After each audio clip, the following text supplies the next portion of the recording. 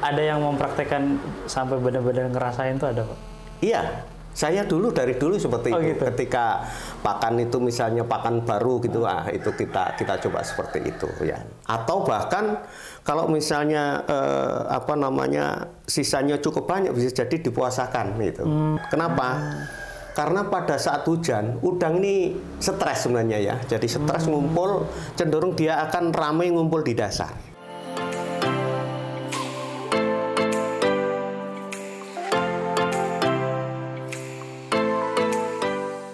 Halo Master, kembali lagi di Kabar Udang on the Air bersama saya Wildan Gay Zulfikar. Kali ini kita sudah bersama dengan Bapak Suprapto. Jauh-jauh kita silaturahmi di rumah beliau di Pacitan. Pak Suprapto ini mungkin sudah banyak master yang mengenal beliau sebagai praktisi budidaya udang. Gitu. Jadi otomatis pada hari ini kita akan membahas beberapa hal tentang budidaya udang ya Pak Prapto ya, dan lebih spesifik hari ini kita akan membahas tentang pakan, begitu ya, itu pakan udang, terutama mungkin di sistem budidaya intensif ya Pak ya, maupun semi intensif, begitu. Jadi mungkin pertama-tama apa kabar Pak Prapto hari ini?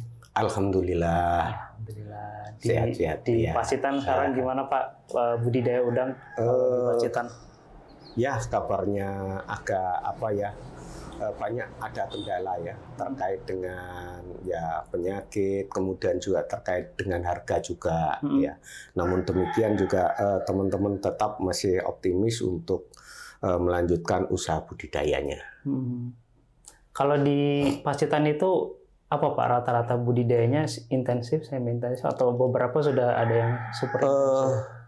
Semuanya intensif ya, cuman skalanya kecil, jadi kolamnya rata-rata di bawah 1000 meter persegi itu mayoritas. Jadi mereka tambak kecil, mereka mencoba dengan 1 atau 2 kolam dengan ukuran ada yang 400 meter persegi, 600 meter persegi, sampai 1000 meter persegi. Beberapa ada yang cukup besar juga sih. Jadi misalnya yang tambak pertama di Pacitan tuh luasnya per kolamnya 0,5 hektar kurang lebih ya, 4.000 sampai 5.000 meter persegi.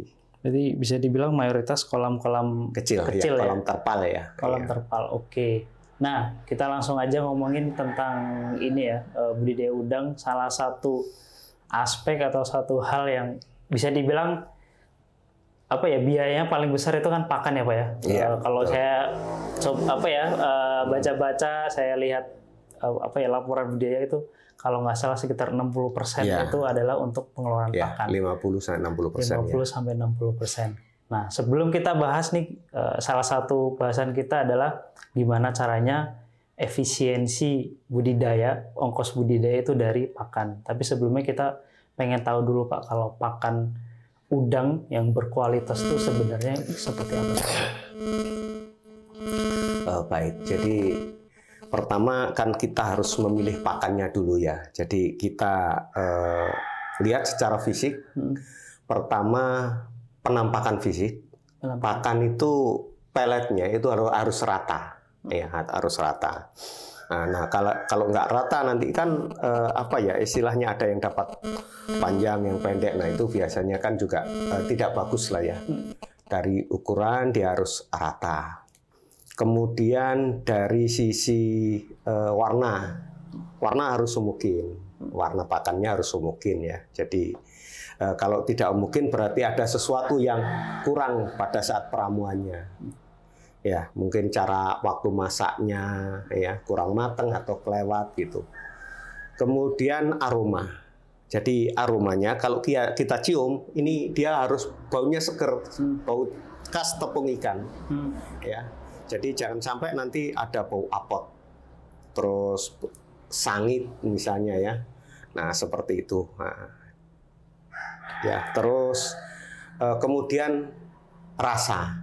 Jadi kadang-kadang kita makan juga itu ya. Jadi dia harus gurih.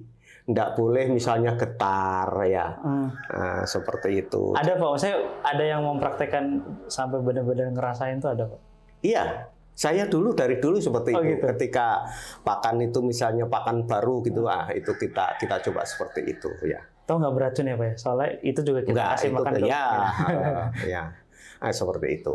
Nah, terus kemudian dari sisi yang lain debu ya, debu. Jadi kita lihat banyak debunya enggak gitu.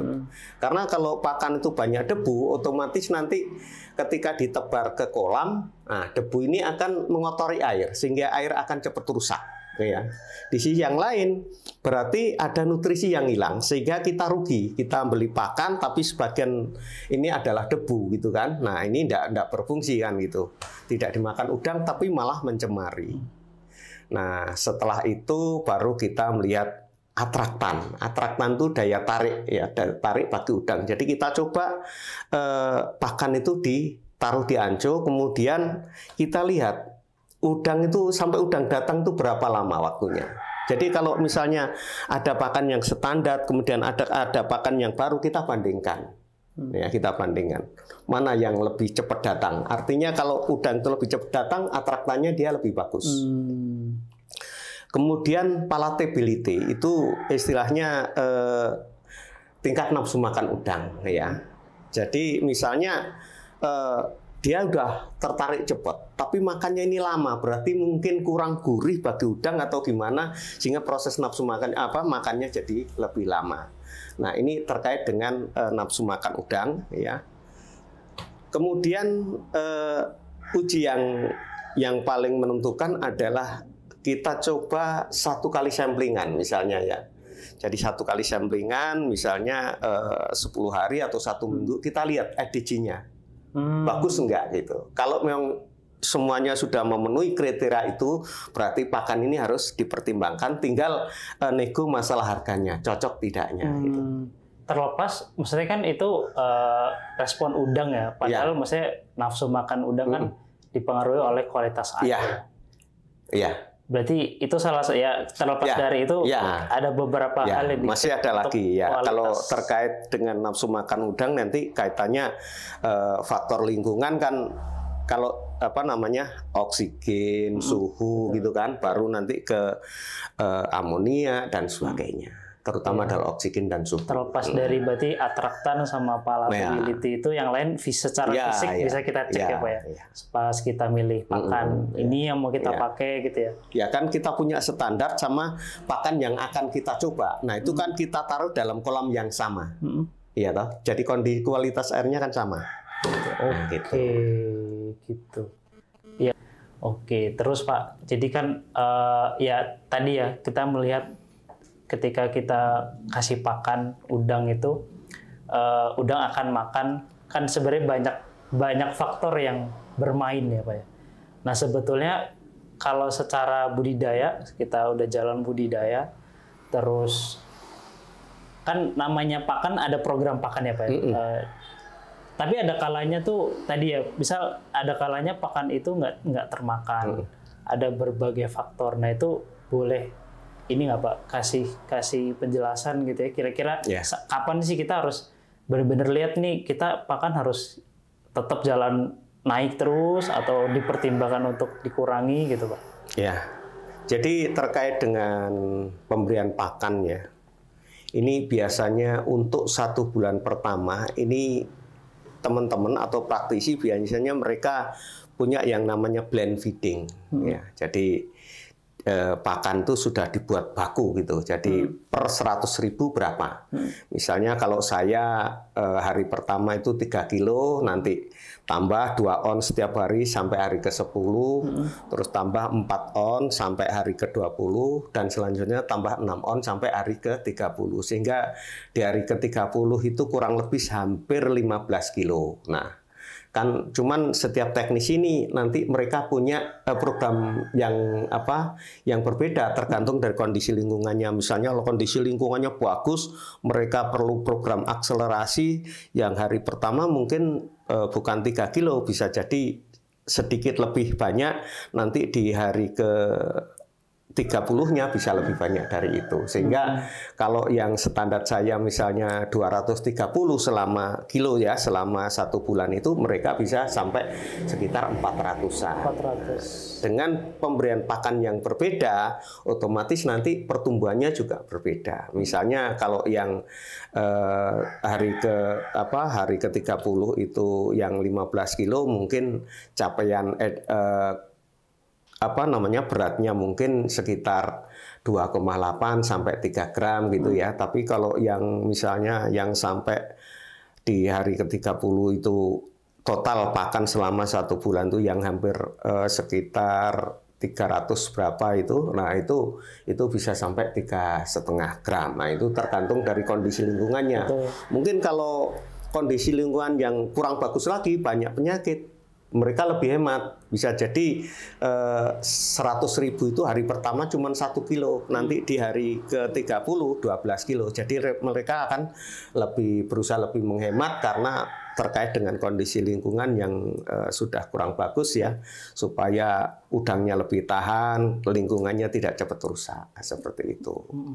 Nah, kemudian selanjutnya biasanya mereka akan mengikuti hasil cek anco ya. Biasanya dari pemberian mengikuti tabel tadi itu, kalau yang sering saya ikuti di hari ke-22 sampai ke-25 itu sudah bisa dikontrol. Nah, sudah bisa dikontrol. Setelah di anco itu sudah bisa dikontrol, nah kita mengikuti pakannya mengikuti anco itu. Nah, tambah ya. ya. Jadi kalau misalnya waktu jam kontrolnya misalnya awal kita ceknya di 2 jam misalnya ya. Ternyata sebelum 2 jam ini pakan sudah habis. Ya. Nah, ini perlu kita tambah gitu kan. Nah, jadi menyesuaikan itu yang paling mudah. Terus selain itu juga teman-teman ada untuk kontrolnya secara hitungan gitu ya. Itu ada namanya feeding rate ya, ada feeding rate. Cuman kalau yang petani pembudidaya yang sudah main feeling, biasanya mereka punya feeling dari hasil kontrol anco itu juga sudah tidak meleset gitu. Jadi hasilnya tidak bisa bohong dari situ ya. Nah, seperti itu. Sehingga nanti dari anco itu awalnya misalnya di 1 bulan kurang lebih itu sekitar 0,5% di anco. Nanti ini akan ditambah sampai kurang lebih 1% di anco. Ya, 1%. Nah, kalau sudah 1% nanti ceknya itu kira-kira kalau sudah di 60 hari itu bisa sampai sekitar 1,5 jam gitu. Tapi ada yang mereka lebih takut kecolongan, mereka sudah pakai 1% 1 jam gitu. Kalau memang benar-benar habis, ditambah. Terus gitu. Nah, kemudian kalau memang itu terjadi ada kelebihan baru mereka kurangi. Oh, misalnya lebih sedikit mereka kurangi 10 atau 20%, lebihnya kelihatan cukup banyak, mungkin bisa sampai 50%. Atau bahkan kalau misalnya sisanya cukup banyak, bisa jadi dipuasakan gitu. Jadi supaya tidak terlalu banyak pakan yang terbuang ke kolam sehingga airnya menjadi cepat rusak. Betul. Nah, ini kalau dengan program pakan manual. Kalau dengan auto feeder beda lagi. Kalau auto feeder ini kan nebarnya kan sedikit-sedikit gitu kan. Nah, dia ditaruh anco di dekat auto feeder, nanti dia pakan terlempar ke sana. Nah, tinggal cek anconya itu. Nah, dia harus selalu habis di anconya itu. Jadi tidak boleh ada pakan. Kalau ada pakan artinya berarti itu lebih. Nah, interval kalau di sistem auto feeder berarti ceknya berapa jam, Pak?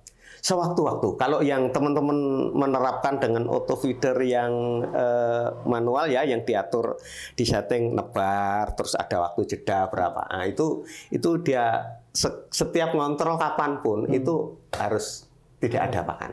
Ya. Ketika di situ ada pakan dianggap lebih sehingga dia harus setting ulang. Nah, stop dulu misalnya ya. Jadi anco tuh bener-bener alat kita tahu udang tuh makan, nafsu makannya lagi bagus atau enggak, atau lagi ada sesuatu hal yang bikin mereka nggak nyaman gitu ya. Jadi anco ini kalau ukurannya saya rasa hampir standar ya, sekitar hampir 1 meteran ya. Jadi kalau bentuknya persegi gitu ya 1x1 atau paling kecil juga 80 cm kali 80 cm karena menyesuaikan ukuran waring yang ada itu ya. Nah, seperti itu. Nah, kalau satu kolam tuh biasanya berapa anco, Pak? Jadi kalau luasan sebenarnya kalau patokan yang pasti tidak ada, cuman dari pengalaman misalnya luasan 3.000, 2.500 sampai 3.000 saya pakai 4 gitu. Terus kalau misalnya 1.500 sampai 1.500-an itu pakai 2. Kalau 1.000 satu sebenarnya cukup, tapi alangkah baiknya pasang 2. Jadi kalau satu ini nggak tepat masih ada satu kan, nah cadangannya ada. Kalau masangnya itu sebenarnya di mana sih Pak kalau ancol ya. terbaik? Jadi posisi anco memang harus tepat karena itu jadi apa istilahnya alat kita untuk menentukan apakah pakan itu benar-benar termakan atau tidak. Posisi anco yang jelas tidak boleh di daerah sentral yang kondisi airnya paling jelek ya. Terus juga tidak boleh di tempat yang arusnya terlalu kuat. Biasanya kalau pas di arusnya terlalu kuat, pakan ini akan ikut arus, akhirnya mepet di itu ya, mojok gitu. Nah, akhirnya susah termakan kan, karena udang yang harusnya menyebar gitu, kalau dia ngumpul kan hanya udang sedikit yang bisa anu di situ, sehingga kontrol pakannya jadi lebih lambat dia. Nah itu. Jadi nggak ya, sehingga teman-teman ada yang pas masang itu di daerah feeding area di mana arusnya kuat, biasanya dikasih penghadang di depannya. Dikasih penghadang supaya tidak terlalu kuat. Oke. Ya, jadi anco ini jadi alat kapanpun ya. Artinya kan kalau yang saya tahu kadang kalau hujan atau suhu apa segala macam itu mempengaruhi. Ya, jadi kalau misalnya hujan gitu, pas misalnya kita mau kasih pakan ini ternyata hujan gitu kan, hujan. Nah, alangkah baiknya itu ditunda. Tidak dikasih makan pada saat hujan. Kenapa? Karena pada saat hujan, udang ini stres sebenarnya ya. Jadi stres ngumpul, cenderung dia akan ramai ngumpul di dasar. Nah, ketika dia ngumpul di dasar, maka kondisi dasar akan jadi lebih krodit gitu ya, lebih istilahnya nanti kalau di sana ada di lumpur atau apa yang nanti sampai teraduk juga ini. Jadi disarankan memang kalau hujan lebih baik tidak memberikan pakan. Nah, sedangkan ketika suhunya itu misalnya tinggi, ya, misalnya sampai 33 derajat Celcius, ya, lebih dari 30, ini nafsu makannya kan tinggi. Nah, kita harus benar-benar kontrol supaya apa? Karena nafsu makan ketika itu melebihi dari kebutuhan pakan biasanya. Jadi kita harus benar-benar cek ya, jadi antara di lapangan dengan konsep kita, jangan sampai yang di lapangan terlalu beda jauh. Karena kalau terlalu banyak dia makan itu melebihi kebutuhan, maka proses pencernaannya menjadi dia harus berjalan lebih cepat sehingga penyerapannya nanti akan kurang gitu ya. Jadi yang terserap menjadi kurang, akhirnya terlalu banyak waste nanti. Ya, jadi limbahnya nanti akan menjadi lebih banyak dan efeknya nanti air akan lebih cepat rusak. Kemudian kalau sudah airnya rusak, nanti planktonnya sudah terlalu pekat, airnya goncang, pH-nya goncang, nah nanti berpengaruh terhadap udangnya. Gitu. Oke. Jadi tadi seperti di awal kan kita nyebut salah satu topik kita adalah gimana tipsnya untuk menekan biaya produksi yang 50-60% ongkos budidaya itu ada di pakan. Jadi paling masuk akal kita adalah ya berusaha efisiensi dari pengeluaran untuk pakan. Nah, kira-kira Pak, kalau secara prakteknya sebenarnya gimana sih untuk meningkatkan efisiensi pakan? Jadi ya katakanlah otomatis kan FCR-nya bisa jadi lebih rendah, otomatis pengeluaran pakannya bisa lebih ditekan, gitu Pak. Iya. Untuk mengefisienkan biaya pakan, yang pertama adalah manajemen pakan, tidak boleh sampai berlebih. Ya, istilahnya kalau menurut ahli nutrisi itu dia bilang kalau pemberian pakannya itu 80% dari kebutuhan, maka efisiensinya adalah 100%. Sebaliknya kalau kita berikan 100% dari kebutuhan, efisiensinya sekitar 80%. Nah, jadi pemberian pakan itu akan lebih baik sedikit kurang daripada berlebih. Nah, intinya di situ. Itu dari sisi pakan. Yang kedua adalah ya adanya penambahan feed additive atau imbuhan pakan, supaya tujuannya adalah supaya pakan yang dimakan ini benar-benar tercerna dengan baik. Misalnya apakah itu menggunakan enzim atau probiotik, ya, sehingga nanti akan membantu proses pencernaan di dalam pencernaan udang itu, sehingga dia penyerapannya akan lebih bagus. Kemudian bisa juga menggunakan acidifier atau essential oil. Nah, essential oil ini fungsinya juga sama, itu nanti akan memperbaiki sistem pencernaan, termasuk juga acidifier. Acidifier itu sifatnya dia asam, jadi menurunkan pH di dalam pencernaan, sehingga dia akan mengoptimalkan enzim pepsin, ya, protease, ya. Nah, seperti itu, sehingga dengan meningkatnya kerja enzim itu, maka proses penyerapan nanti akan lebih baik. Di samping itu, acidifier maupun essential oil ini dia juga bisa menekan bakteri-bakteri yang tidak bagus, ya, seperti Vibrio yang ada di pencernaan. Sehingga dengan bakteri yang tidak menguntungkan itu ditekan, maka proses penyerapan makanan menjadi lebih baik. Ya. Terus mungkin ini pertanyaan terakhir sekaligus mungkin karena kan Pak Prapto ini bisa dibilang udah berapa tahun berarti Pak di budidaya udang ini Pak? Ya, sejak tahun 88 ya. Udah berapa itu? 88 ini berapa? 40 tahunan ya? Ya 30 tahun sekian ya Pak ya. Kalau Pak Prapto memperhatikan, mungkin juga udah sering berkunjung ke tambak, sebetulnya kesalahan paling umum yang dilakukan oleh petambak udang kita, sehingga mungkin salah satunya FCR-nya bengkak, ya, efisiensinya nggak kurang, terus otomatis imbasnya ke ongkos budidaya, itu apa Pak biasanya Pak? Kalau yang sering Pak Prapto temuin? Ya, tentunya ini tidak semua petambak, ya, ada kasus gitu, ya. Jadi misalnya mereka merasa tebarannya banyak, gitu kan. Kemudian lihat nafsu makannya kan, ini harusnya pakan ini sudah sekian, tapi kok nggak nyaut-nyaut, tapi itu dibiarin, gitu aja. Artinya banyak pakan yang tidak termanfaatkan. Ini berakibat ya pemborosan, gitu. Ada juga yang kelewat hati-hati, pakan itu harusnya ditambah, tapi ditekan dia. Akhirnya apa? Pertama, tidak ada pertumbuhan atau pertumbuhannya sangat rendah. Dan kesalahan pemberian pakan, kalau dia berlebih, efeknya ke air rusak, dan efeknya nanti juga kesehatan udang, ya, bisa terganggu. Begitu juga kalau pakan kekurangan nutrisi, ya, efeknya nanti juga ke kesehatan udang juga. Jadi istilahnya sudah kalah di start awal, nanti pertumbuhan untuk ngejar di belakangnya susah, gitu. Kalau udang itu sebenarnya cepat tumbuh, paling cepat tuh di umur berapa sih Pak? Ya, biasanya kalau yang kencang itu ya antara 50 ke 90 itu kencang harusnya, ya. Oke. Ya. Artinya tadi ya, maksudnya percepatan kasih pakan tuh di umur-umur segitu mungkin harus benar-benar diperhatikan, ya. Harus diperhatikan. Oke. Ada lagi Pak mungkin sebagai penutup tentang pakan, manajemen pakan yang sekiranya akan bermanfaat untuk petambak udang kita Pak?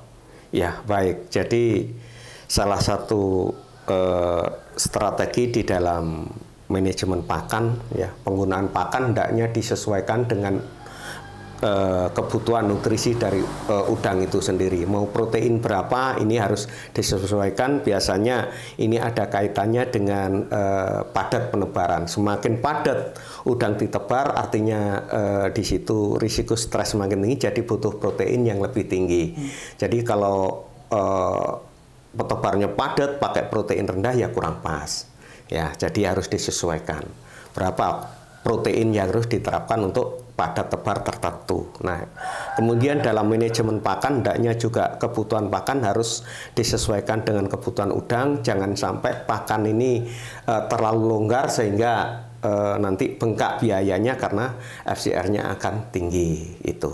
Terus ketika udang itu ada masalah terkait dengan kesehatannya, ini juga pemotongan pakan harus lebih cepat, ya, lebih cepat. Nah, supaya apa? Supaya karena kalau terlalu nanti mau berpertumbuhan, supaya pertumbuhannya cepat tapi banyak pakan yang tidak termakan, nanti efeknya juga kembali lagi, efek buruknya ke udang lagi gitu. Nah, seperti itu saya rasa. Ya. Baik, terima kasih Pak Prapto atas ilmunya di hari ini. Semoga bisa bermanfaat, bisa diserap gitu ya untuk peternak udang kita, termasuk mungkin juga untuk Jala yang sekarang juga mulai merintis budidayanya sendiri.